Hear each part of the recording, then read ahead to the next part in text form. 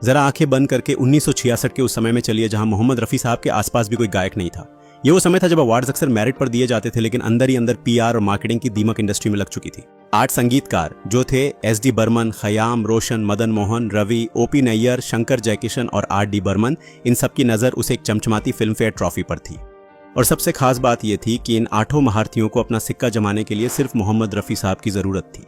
जंग इस बात की थी कि रफी साहब की रूहानी आवाज का सबसे गहराई से इस्तेमाल कौन कर सकता है। ये जंग शुरू होती है बॉम्बे के एक रिकॉर्डिंग स्टूडियो से, जहां नौजवान आर.डी. बर्मन तीसरी मंजिल के लिए एक मॉडर्न वेस्टर्न धुन बना रहे थे।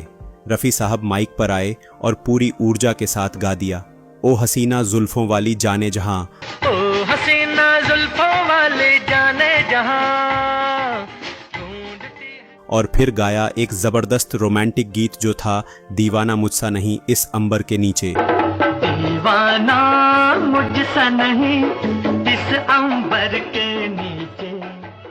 लेकिन अगले ही कुछ हफ्तों में संगीतकार रवि ने फिल्म दो बदन के लिए रफी साहब को बुलाया। इस बार कोई रॉक एंड रोल नहीं था, सिर्फ दर्द था।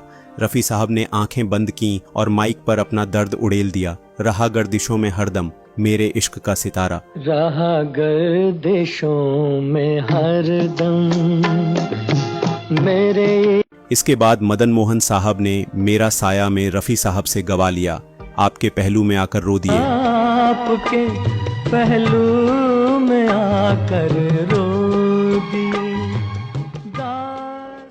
एक ही इंसान कुछ ही दिनों के फासले पर अलग अलग स्टूडियोज में भावनाओं के इतने अलग रंग कैसे बिखेर सकता था। जैसे जैसे 1966 का साल ढल रहा था, ये मुकाबला और खूंखार हो गया।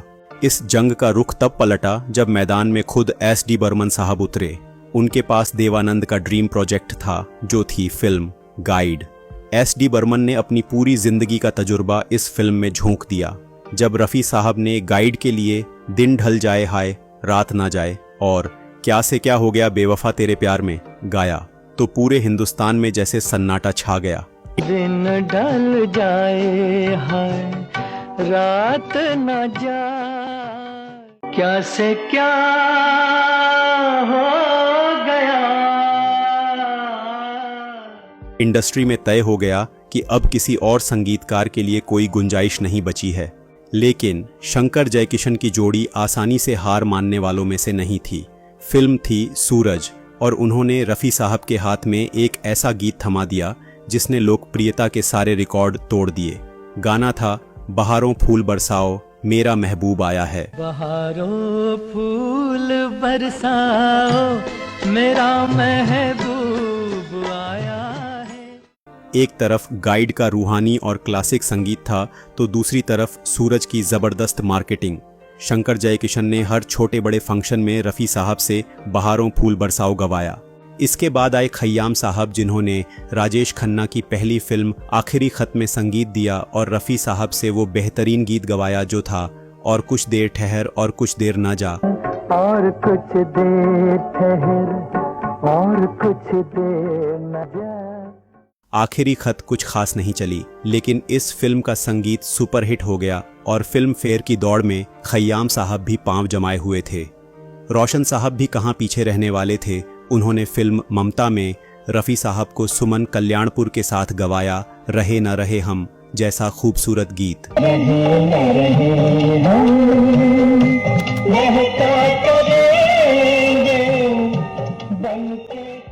इसके अलावा रोशन साहब ने फिल्म दादी माँ में रफी साहब से एक बहुत सुंदर गीत गवाया जो था जाता हूँ मैं मुझे अब न बुलाना। जाता हूँ मैं मुझे अब न बुलाना। इस जंग में रोशन साहब भी अपने पांव जमाकर खड़े थे। शंकर जयकिशन के पास सूरज फिल्म के जबरदस्त संगीत के अलावा एक और शानदार संगीतमय फिल्म थी, और वो फिल्म थी लव इन टोक्यो। इस फिल्म में उन्होंने रफी साहब से 3 गाने गवाए जो जबरदस्त हिट हुए थे।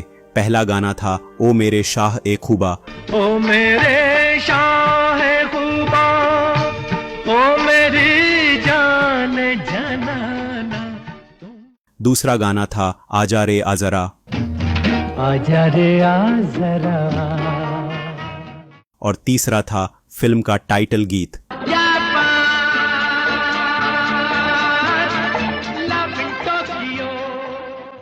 इसके बाद मैदान में थे महान संगीतकार ओपी नैयर साहब, जिन्होंने फिल्म बहारें फिर भी आएंगी में रफ़ी साहब से गवाया आपके हसीन रुख पे आज नया नूर है, आपके हसीन रुख पे।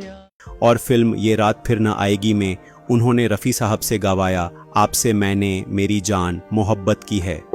आपसे मैंने मेरी जान मोहब्बत की है।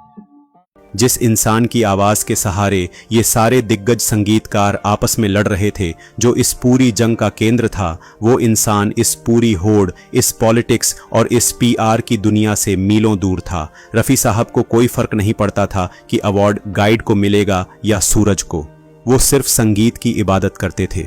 इतनी शोहरत के बाद भी रिकॉर्डिंग के बाद वो हर संगीतकार से बहुत संकोच के साथ बस एक ही बात पूछते थे, दादा मैंने ठीक तो गाया ना? अगर आप कहें तो एक टेक और कर लूं? सोचिए उस इंसान का दिल कैसा होगा। वो किसी को हराना नहीं चाहते थे। वो एक फरिश्ते की तरह हर स्टूडियो में जाते, अपनी आवाज़ का जादू छिड़कते और बिना किसी गुटबाजी का हिस्सा बने चुपचाप अपनी फेट कार में बैठकर अपने घर लौट जाते। और फिर आई 1967 के फिल्म फेयर अवार्ड्स की वो रात। स्टेज पर लिफाफा खुला, रफ़ी साहब को बहारों फूल बरसाओ के लिए बेस्ट सिंगर का अवार्ड मिला, जिसका नॉमिनेशन भी सिर्फ और सिर्फ उनका ही था। लेकिन हॉल में असली धड़कनें तब तेज हुईं जब बेस्ट म्यूजिक डायरेक्टर के अवार्ड की बारी आई। SD बर्मन साहब अपनी सीट पर बैठे थे। उन्हें अब भी यकीन था कि कला की जीत होगी, गाइड की जीत होगी। लेकिन तभी हॉल में आवाज गूंजी, the award for best music director goes to Shankar Jaikishan for Suraj. Award Shankar Jaikishan ले गए। SD बर्मन साहब गाइड के संगीत को उसका अवार्ड न मिल पाने की वजह से थोड़ा दुखी थे। लेकिन अगर आप ध्यान से देखें तो उस साल ना कोई हारा था ना कोई जीता था। उस साल सिर्फ और सिर्फ मोहम्मद रफ़ी साहब जीते थे। अवार्ड की वो ट्रॉफियां आज शायद कहीं किसी अलमारी में धूल खा रही होंगी। उस रात जीतने और हारने वाले, सिस्टम को चलाने वाले, वो सब लोग आज हमारे बीच नहीं हैं। लेकिन जब भी आज किसी सफ़र पर या किसी खामोश रात में हम दिन ढल जाए या बहारों फूल बरसाओ सुनते हैं तो वो 1966 का रिकॉर्डिंग रूम फिर से जिंदा हो जाता है।